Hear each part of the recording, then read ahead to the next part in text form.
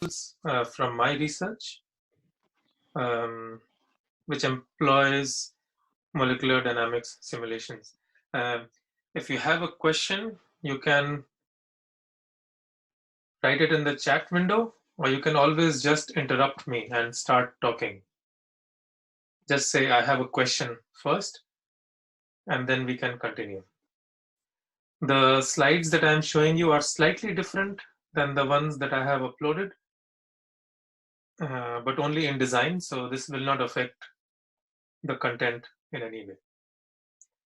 Okay, so let us start.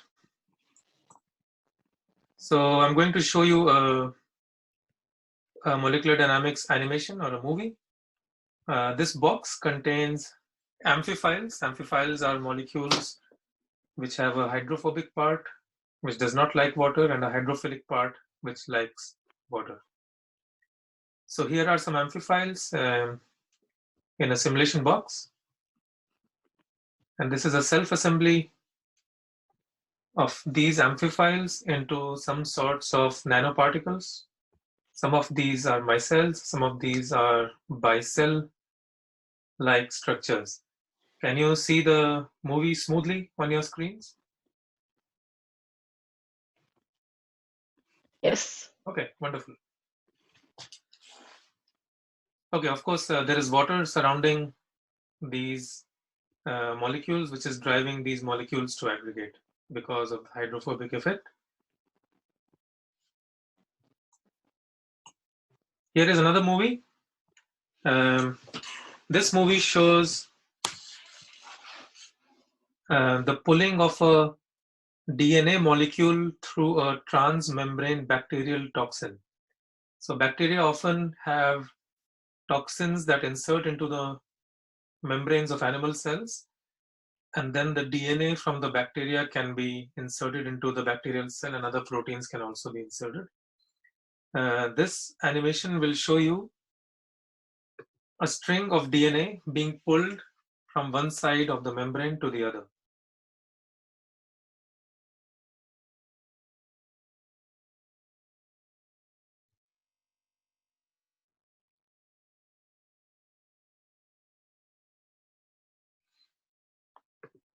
So the orange stuff here, can you see my mouse as well? My pointer? Yep. Yes. So the orange thing here is double-stranded DNA. This in light blue is a bacterial toxin, it's a protein. The way the movie has been made, it looks static, but in fact it is not so. And of course, this bacterial toxin is embedded in a membrane. This DNA strand is being pulled from one side of the membrane to the other by an electrical force, which has been externally applied to the system.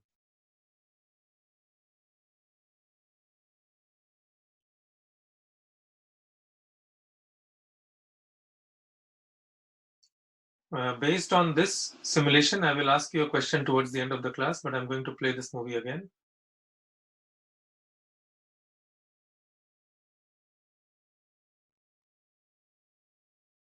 All right, so DNA has been pulled from one side of the membrane to the other by an external electric force. Okay, so these were two examples of molecular dynamics simulations.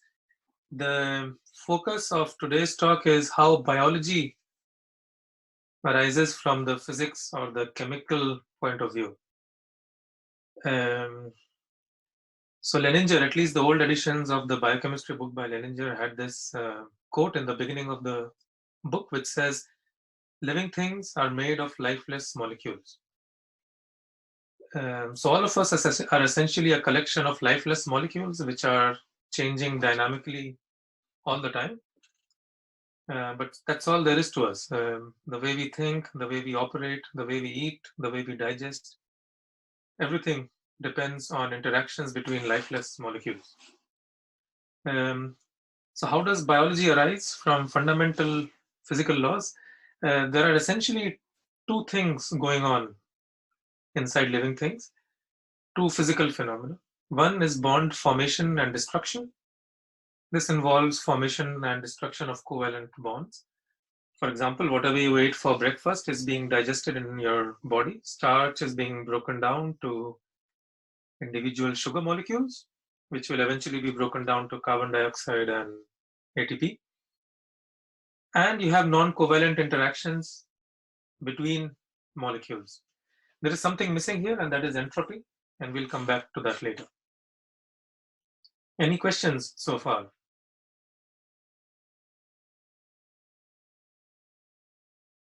No. Okay. Peter told me that you have seen some of these non-covalent interactions in class already, but I would like to stress upon the magnitude of these forces. So Van der Waals interaction energies and hydrogen bonding energies, they are of the order of 0.5 to 6 or 7 kilocalories per mole. Kilocalories per mole is a unit of energy that is often employed in physics. And thermal energy, so the energy of thermal fluctuations, is about 0.8 kilocalories per mole. So this is a number which you should always remember if you're running molecular simulations or if you're ever analyzing, thinking about the dynamics of biological molecules at a given temperature. Electrostatic interactions can be a bit stronger depending on the distance between two partial or two charges. But still, all of these interactions are much weaker than covalent bond energies, which are about 100 times faster. And the forces that covalent bonds exert, or one carbon atom covalently bonded to another carbon atom exerts, is about 5,000 piconewtons. In comparison, the forces exerted by colliding pool balls or colliding billiard balls are more than 1 billion times larger. So this slide just gives you an estimate of the types of forces you are dealing with. But biology is amazing because despite operating with such weak forces, it can self-assemble systems, it can fold proteins, it can determine protein ligand interactions, and so on. We'll get back to that. Okay, so modeling and simulation is particularly important in biology and in proteins, which are the focus of this course, because one, non-covalent interactions are of the order of thermal energy. They are very weak, of the order of kBT. Kb is Boltzmann constant and T is temperature. And these are difficult to probe with experiments. Secondly, the time and length scales of many important biological phenomena are small. So today we are interested in nanoseconds to microseconds, or maybe longer time scales. But the length scales of what we are interested in are nanometers to microns. So all of the proteins that you will encounter inside cells are less than a micron in size. As an example, many people are now studying the COVID-19 virus and its proteins. The COVID-19 virus is about 50 to, I forgot the exact size, maybe it is 75 nanometers in size. And these things are difficult to look at experimentally, although they are possible. But simulations offer a powerful tool to investigate the dynamics of these small molecules. So in biology, simulations have a very relevant and important role to play. Okay, before I go into molecular dynamics, I wanted to talk a little bit about microstates and macrostates. I would like to confirm from everyone that you can still hear me. If you could type yes or say yes, that would, yeah, I can see you. Okay, wonderful. It is difficult to remain motivated in teaching when I cannot see the students. Okay, I guess it's the same for you.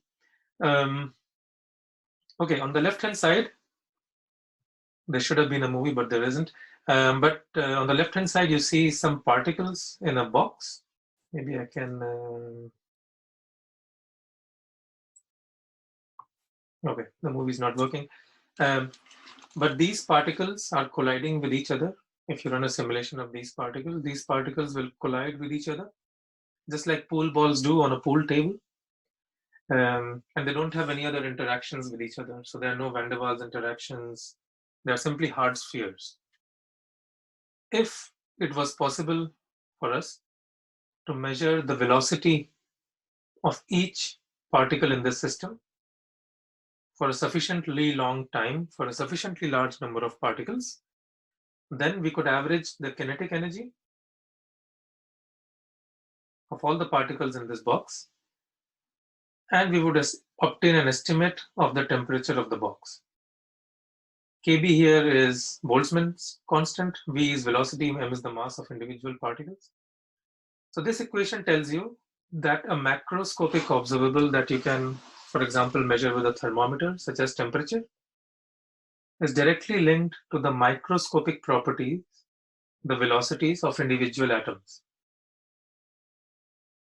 In fact, the entire thermodynamic properties of the box, including the diffusion constants of individual particles, the pressure, the temperature, the volume, and so on, can be determined from the positions and velocities of all the particles, assuming you do it for a large enough box for a sufficiently long time.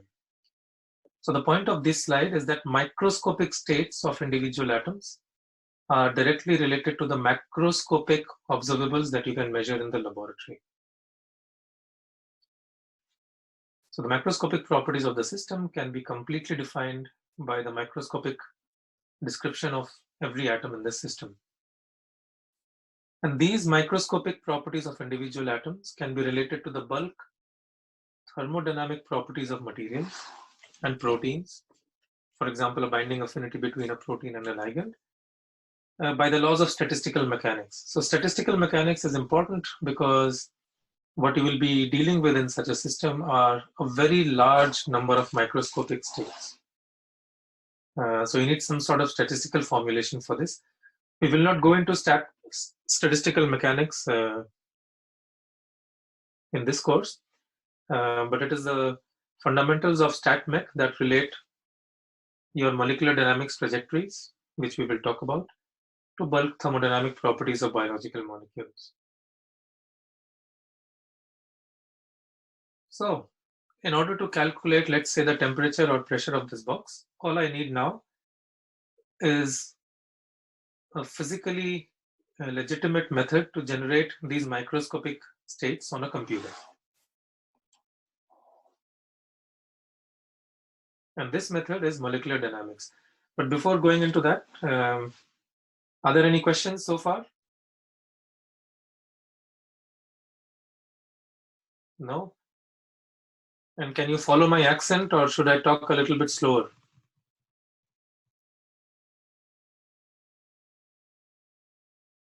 Yes, no? We can follow you perfectly. Thank you, Sophie. Okay. All right, so the method that we use to generate these microscopic states is molecular dynamics simulations. So in molecular dynamics, what you do is you do a numerical integration of Newton's second law. Newton's second law is shown in this equation here. The force on a particle I is equal to its mass multiplied by the second derivative of its position with respect to time. And this can be obtained from a gradient of the potential energy function with respect to the position of particle I. So that's del E divided by del RI. So maybe I can just, the movies are visible now. Interesting. Okay, so this is what I was trying to say. The particles are colliding with each other as hard spheres would. Can you see my screen still? Maybe I can keep this in full screen mode. Yeah, okay. So the blue curve here would be the actual trajectory of a particle in time. Numerically, we choose a small time step, and I will describe how we do this, during which we assume forces are constant, and then we go from this time to this time. We repeat the process until we can approximately follow the actual trajectory of the molecule.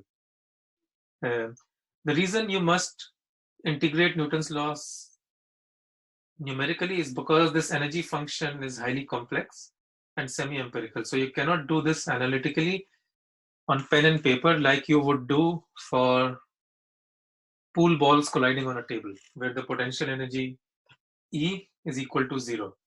So this is what you have certainly done in high school to solve Newton's second law on pen and paper. But here we have to do it on a computer. The output from my simulation are the positions and velocities of all particles in time. For most of the properties that you deal with when you look at protein dynamics, you typically use only positions, but for some properties, we also need velocities. E describes the interactions in the system, such as bonded interactions, which include bond angle and dihedral terms, and non-bonded interactions, which are van der Waals and electrostatics. These you have seen before in this class. Okay, so this is a short introduction to MD. In the next few minutes, I would like you to derive the Verlet integrator on pen and paper. For this, you can download the handout that I have uploaded on Blackboard.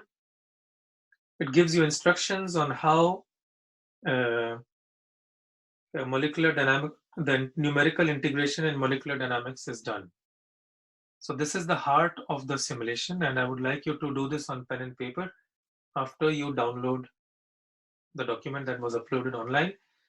If you have questions, please ask me, and maybe I can show you my screen on, maybe I can show you the calculation on pen and paper. But please start working on it for the next 5-10 minutes. We will continue working on the Verlet integration. Is this okay? I would like to hear a yes or a no. Yes, wonderful. So please download the document and start working. I'm going to take a short break. I'll be back in a minute.